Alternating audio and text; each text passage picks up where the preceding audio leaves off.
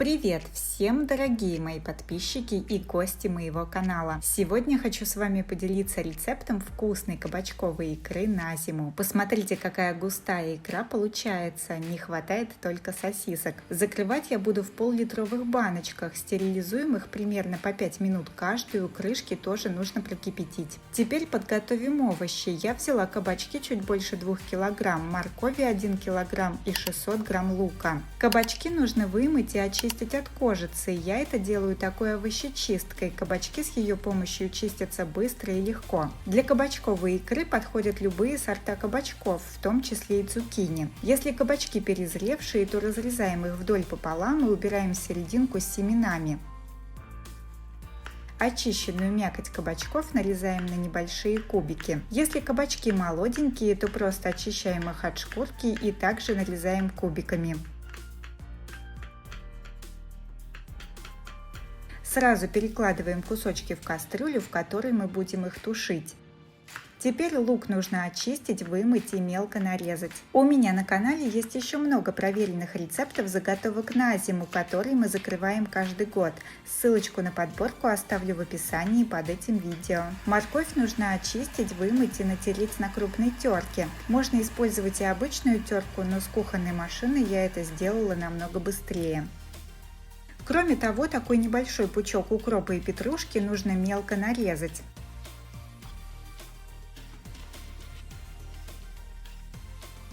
Из специй нам понадобится черный перец и душистый перец молотые. Мне нравится свежесмолотый, поэтому сразу перемалываю перец горошком в ступке.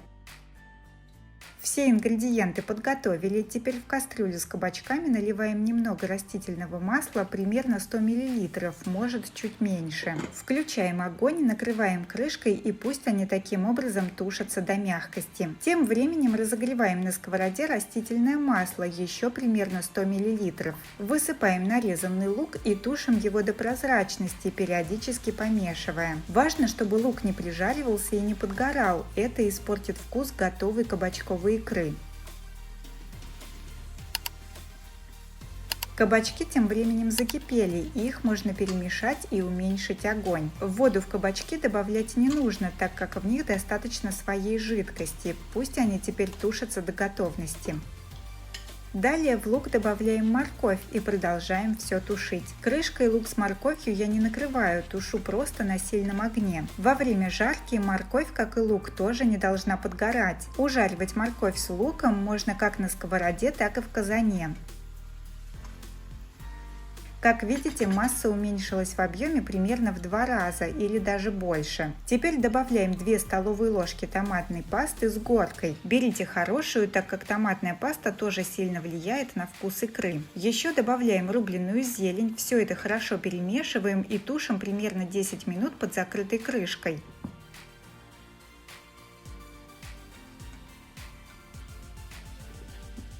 Далее выключаем огонь, и в это же время кабачки у нас тоже стали мягкими.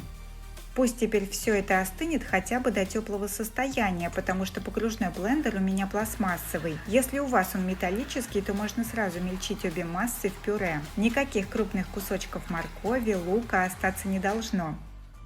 Точно так же мельчим тушеные кабачки.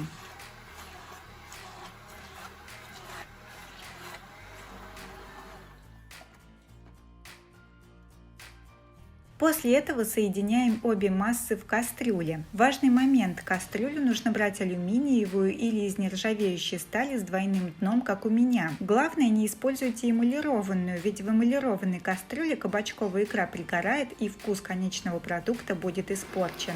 Снова все хорошо перемешиваем погружным блендером до однородности.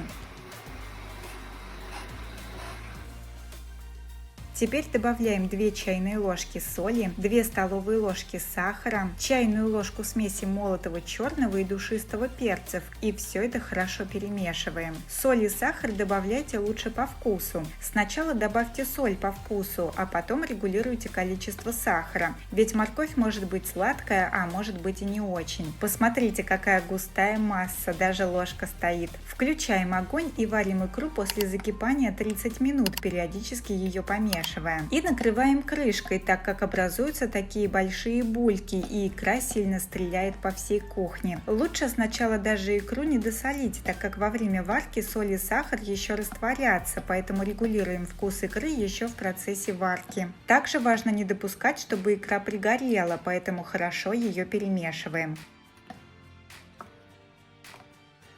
В конце добавляем 2 столовые ложки 9% уксуса, все перемешиваем и варим еще 2-3 минуты. Готовую кабачковую икру раскладываем по баночкам, накрываем крышками и закатываем. Готовые баночки переворачиваем и оставляем до полного остывания, полотенцем я их не укутываю. Из данного количества продуктов кабачковой икры выходит примерно 4 пол-литровые баночки. У меня совсем немного икры не уместилось в банке. Икра очень вкусная и получается такая густая. Если вам понравился рецепт, ставьте лайки, делитесь этим видео с друзьями и пишите комментарии. Также не забывайте подписываться на мой канал. Здесь вы найдете много простых и вкусных рецептов. Приятного аппетита!